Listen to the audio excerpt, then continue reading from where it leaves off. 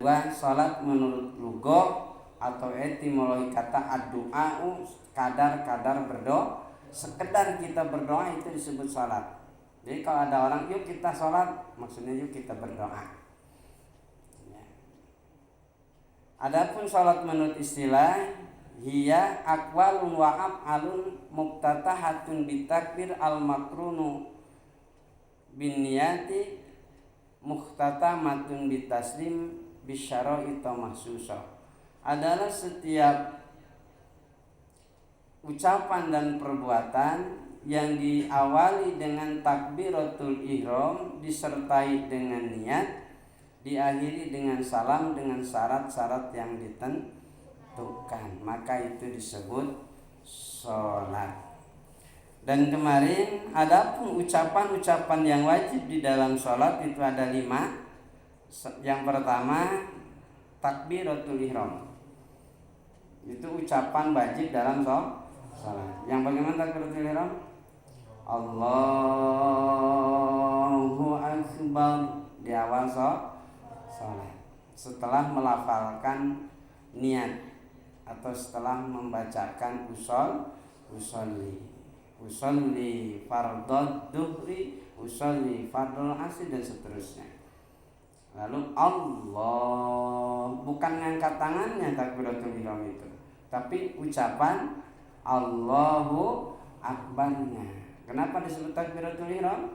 Masih ingat alasannya? Karena takbir tersebut mengharamkan. Mengharamkan apa?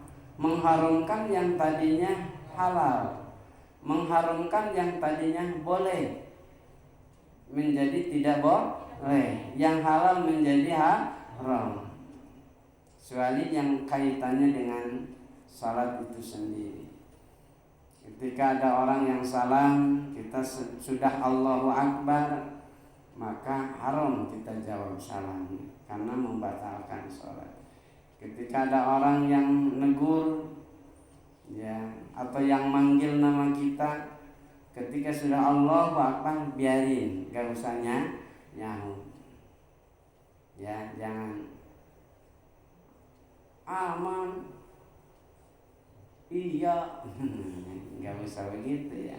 Itu jadi batal salatnya, karena itu menjawab panggilan, ya, itu ucapan di luar salat dan seterusnya. Kalau sebelum Allahu Akbar minum boleh, setelah Allahu Akbar tidak boleh. Kalau sebelum Allahu Akbar makan boleh, jangankan hanya sebiji nasi, 1, 2, 3 piring juga silahkan. Tapi ketika sudah Allahu Akbar yang disebut takbiratul ihram, jangan kata 1 piring kita makan, nyelip di gigi sisa kondangan, ya, lalu jatuh, jatuh ke mulut, lalu dikeluarin sayang, ya, lalu ditelan, batalat sholatuhu, batal itu salatnya. Ya, jangan kata sepi, haram itu, karena sudah takbir, yang disebut takbiratul ihram. Pokoknya banyak dah contohnya. Itu ucapan yang wajib. Kedua, Al-Fatihah. Al-Fatihah itu ucapan yang wajib. Dari mana Al-Fatihah itu? Berapa ayat? 7. Dari basmalah sampai waladhdallin. Bismillahirrahmanirrahim sampai waladhdallin, itu suratul Fatihah. Nah, ini ucapan yang wajib. Sama halnya wajibnya dengan takbiratul ihram. Ketiga, tasyahud. Tasyahud itu apa? Tasyahud, yang dimaksud tasyahud bersaksi, yaitu asyhadu alla ilaha illallah wa asyhadu anna muhammadar rasulullah. yang identik dengan tahiyat. Nah, ini tahiyat yang dimaksud tahiyat akhir, bukan tahiyat awal. Itu nilai hukumnya fardu atau wajib. Karena tahiyat awal hukumnya sunnah sunnah apa? Tapi tahiyat akhir nilai hukumnya wajib atau fardu. Itu keberapa? Ketiga. Keempat, wassalatu ala nabi sallallahu alaihi wasallam, membaca salawat kepada Nabi Muhammad sallallahu alaihi wasallam, tentunya di dalam tahiyat atau tasyahud akhir. Itu ucapan yang wajib. Dan yang kelima, membaca salam yang pertama, mengucapkan salam atau uluk salam yang pertama yang menoleh ke sebelah kan setelahnya. Jadi kalau sebelum mim jangan dulu noleh, jangan assalamualaikum, jangan begitu. Assalamualaikum warahmatullah, baru noleh. Kalau kita sudah berpaling dada dari kiblat sebelum kumnya lapan assalamualaikum, itu batal salat. Pamanya assalam baru ini dada udah berpaling dari kiblat, itu membahayakan, membatalkan salat. Jadi assalamualaikum jangan dulu, baru sudah mim baru noleh. Assalamualaikum warahmatullah. Wajibnya sampai assalamualaikum.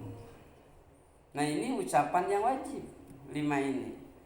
1 takbiratul ihram, 2 Fatihah, 3 tasyahud akhir, 4 baca sholawat kepada Nabi dalam tasyahud akhir, 5 uluk salam yang pertama. Ini ucapan yang wajib. Karena ucapan yang wajib harus terucapkan, jangan dibisikkan, apalagi hanya dipikirkan. Ya, harus diucapkan. Dan pengucapannya harus sesuai ilmu tajwid. Makhraj hurufnya harus bagus, tajwidnya harus bagus. Dan harus istima', artinya harus terdengar oleh kuping kita sendiri. Jangan berbisik. Nah, jangan begitu. Apalagi bibir doang yang kok nggak kedenger sih? Gua mengerti. Bukan masalah ngerti di sini, harus kedengar sama kuping kita sendiri. Tapi nggak usah juga kencang-kencang, terlalu kencang ganggu orang sebelah kita atau ganggu orang lain.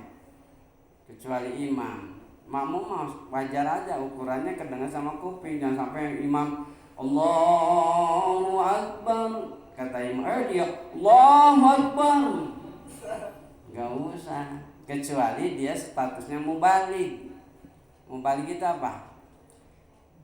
Yang menyampaikan suara takbir intikal atau takbiratul ihramnya imam, yang sekiranya suara imam itu kecil tidak terdengar oleh jamaah, maka ada mubaligh.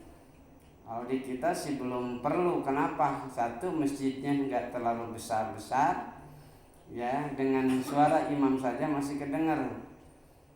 Kalau masjidnya besar, pengeras suara tidak ada, umpamanya ya, nah itu pakai mubaligh. Kalau di Mekah, di Masjidil Haram, di Masjid Nabawi itu pakai mubaligh. Jadi kata imam itu Allahu Akbar, Allahu Akbar. Jamaah itu Allah. Setelah Fatihah meruku, Allahu Akbar, kata imam Allahu Akbar, kata makmum yang jadi mubaligh. Sami Allahu liman hamidah, kata imam. Makmum yang jadi mubalik biasanya nggak baca sami Allah kalau di sana. Rabbana walakal hamd dan seterusnya. Itu namanya mubali. Ya. Nah, kalau kita jadi mubali bukan atau enggak dalam sholat ya wajar aja lah. Nggak usah terlalu peran, nggak sampai nggak kedengar sama kuping juga salah, terlalu keras ganggu orang juga, biasa aja. Allahu Akbar, wajar. Jadi Allahnya, lamnya, haknya, baknya, rohnya itu kedenger. Jangan coba bener apa enggak marohnya? Nah bener ya, jangan begitu, jangan berbisik begitu. Pengucapan Fatihah juga dari bismillah sampai waladhdallin harus jelas dong. Bismillahirrahmanirrahim. Alhamdulillahi rabbil alamin arrahmanir rahim. Ya, jangan